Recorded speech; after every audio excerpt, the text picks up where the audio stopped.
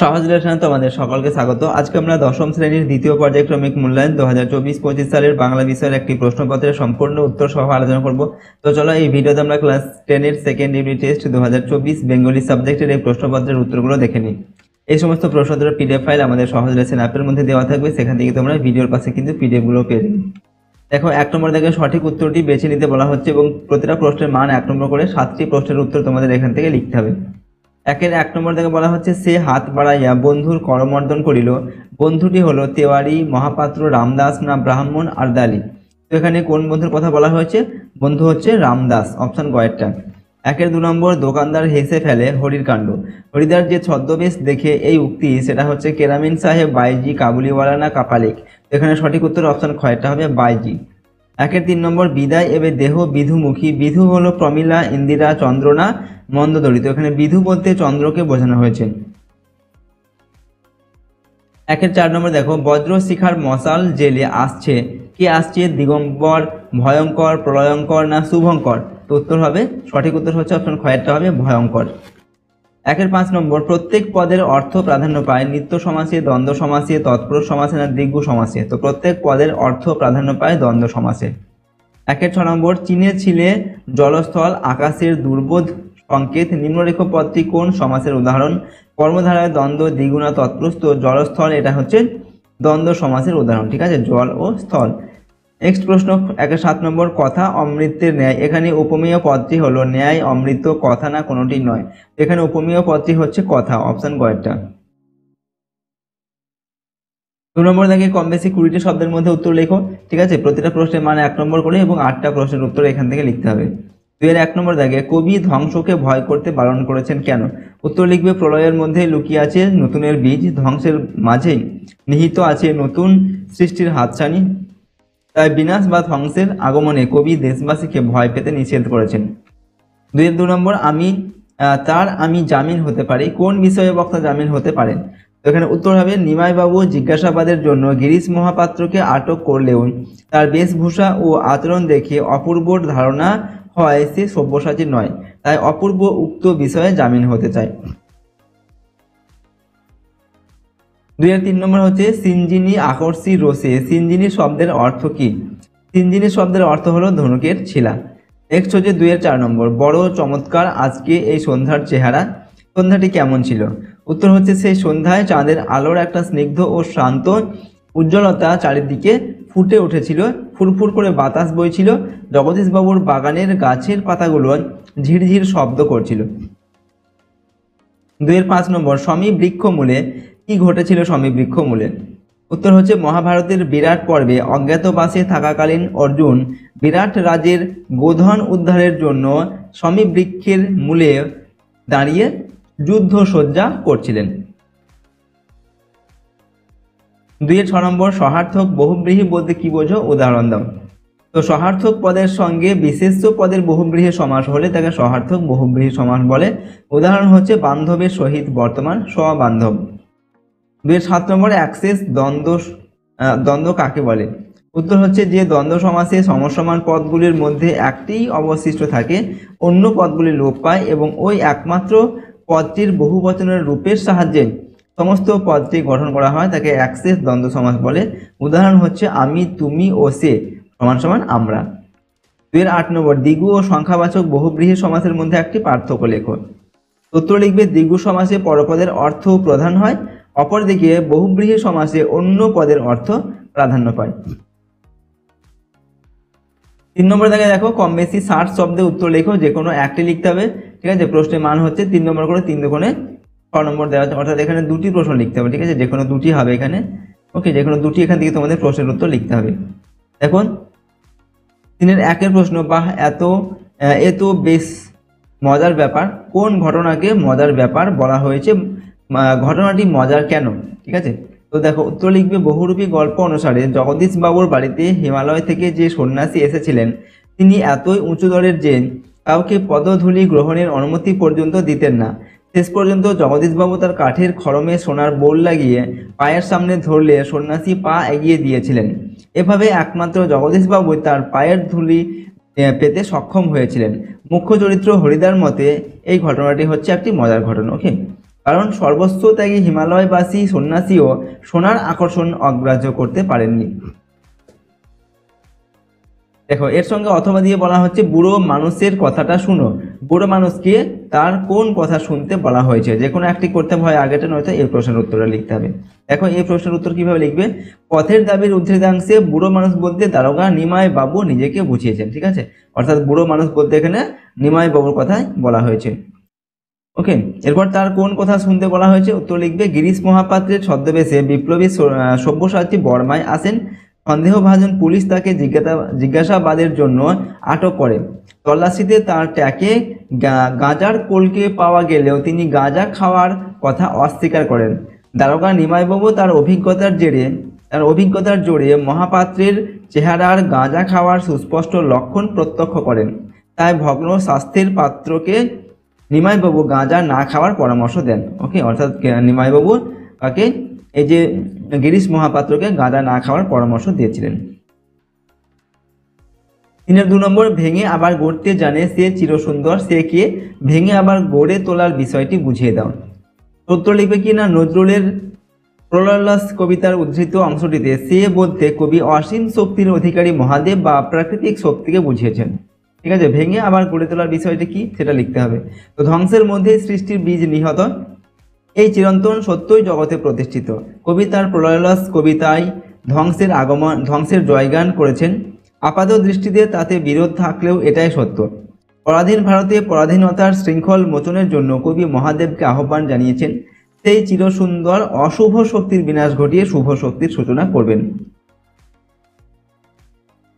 এর সঙ্গে অথবা দিয়ে বলা হচ্ছে সাজিলা রথীন্দ্র সর্ব পীর আভরণে, পীরের সাজ কেমন ছিল বর্ণনা করো। দেখো উত্তর লিখবে রথীন্দ্র সর্ব, এই কথাটির অর্থ হচ্ছে রথীন্দ্র ঋষভের ন্যায়, এক কথা যার অর্থ হচ্ছে বীর শ্রেষ্ঠ। ঠিক আছে, বীরের সাজ কেমন ছিল সেটা লিখতে হবে।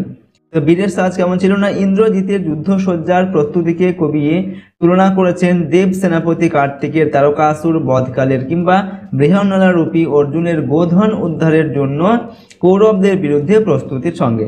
ইন্দ্রজিতের রথ ছিল মেঘবর্ণ, চক্রে ছিল বিজলির ছটা, ধ্বজ ইন্দ্রধনুর মতো, আর অস্ত্রেরা ছিল দ্রুত গতি।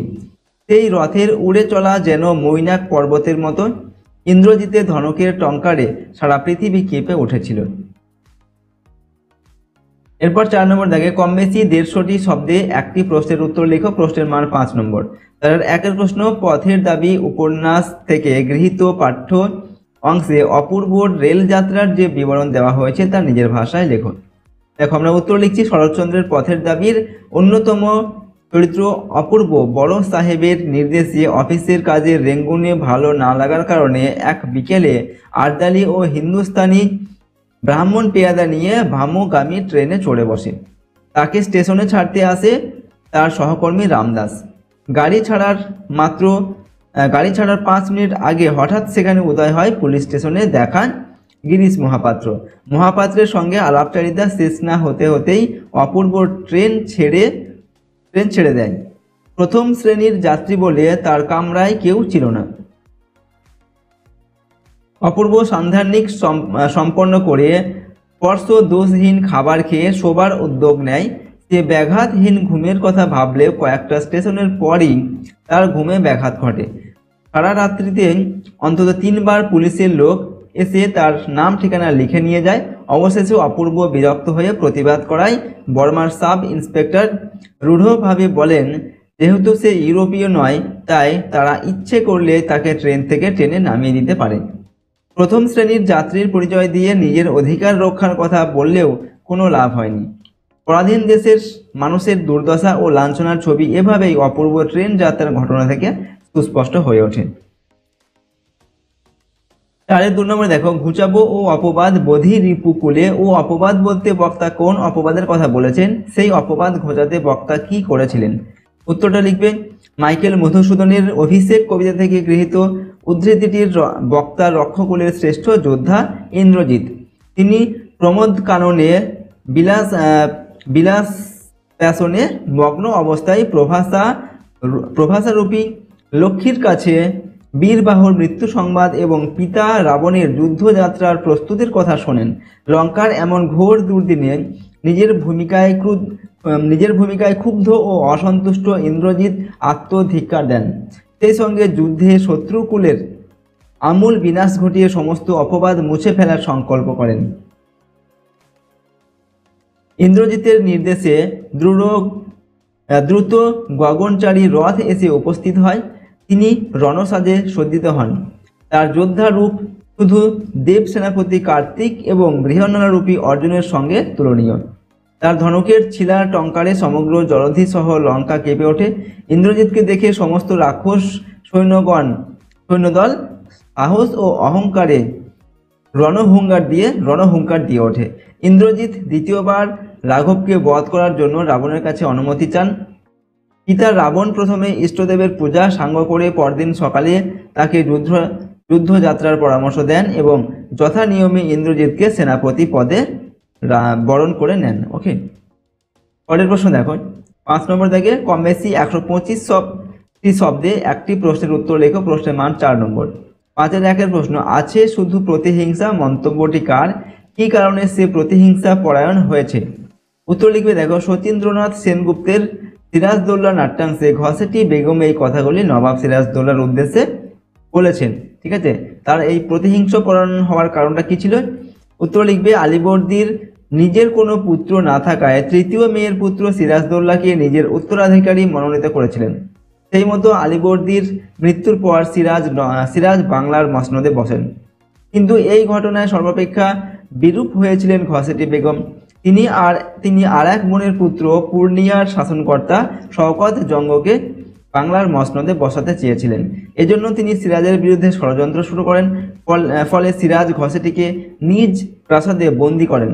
বন্দিনী ঘসেটির প্রতিহিংসার এই ছিল মূল কারণ। পরের প্রশ্ন 5-এর 2 নম্বর, জাতির সৌভাগ্য সূর্য আজ অস্তাচলগামী। কোন জাতির কথা বলা হয়েছে? তার সৌভাগ্য সূর্য আজ অস্তাচলগামী বলার কারণ কি? উত্তর হচ্ছে দেখো, শচীন্দ্রনাথ সেনগুপ্ত রচিত সিরাজদৌল্লা নাট্যাংশে যে জাতির প্রসঙ্গ উত্থাপিত হয়েছে তা বাঙালি জাতিকেই বুঝিয়েছে। উদ্ধৃত উক্তিটি আমরা সিরাজদৌল্লার নাটকে সিরাজের কণ্ঠে পাই।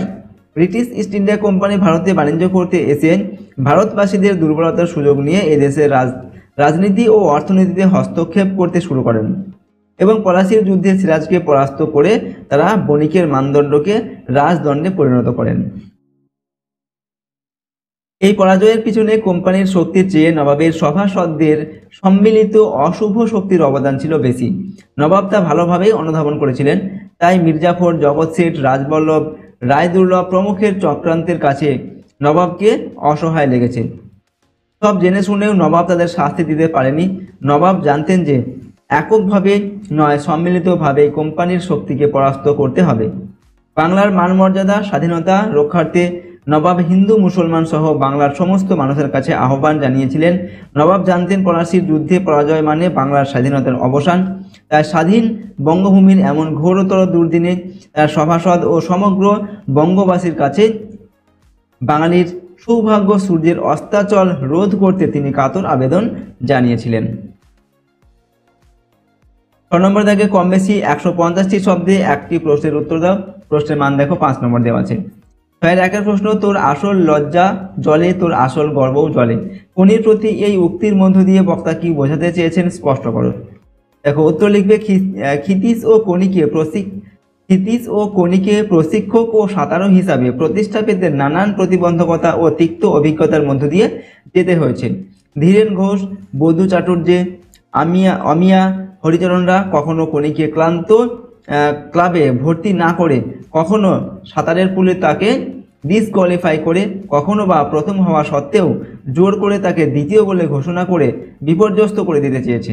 আসল কথা, ক্ষিতীশ ও কণিকে ক্রীড়াক্ষেত্রে হারাতে না পেরে তাদের মানসিকভাবে দুর্বল করতে চেয়েছে।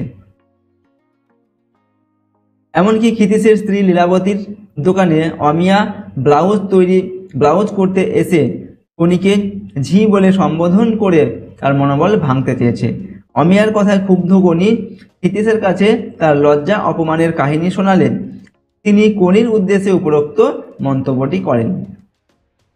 অমিয়ার বক্তব্যটিতে কোনি আঘাত পাওয়ায় ক্ষিতীশ তাকে উদ্দেশ্য করে উদ্ধৃত মন্তব্যটি করেন, কোনির সবচেয়ে বড় পরিচয় সে একজন সাঁতারুর আসল লজ্জা যখন সে প্রতিযোগিতায় পরাজিত হবে, আর গর্ব হলো যখন সে জয়লাভ করবে। ব্যক্তিগত আক্রমণ ও অপমান একজন সাঁতারুকে কখনোই পরাজিত করতে পারে না।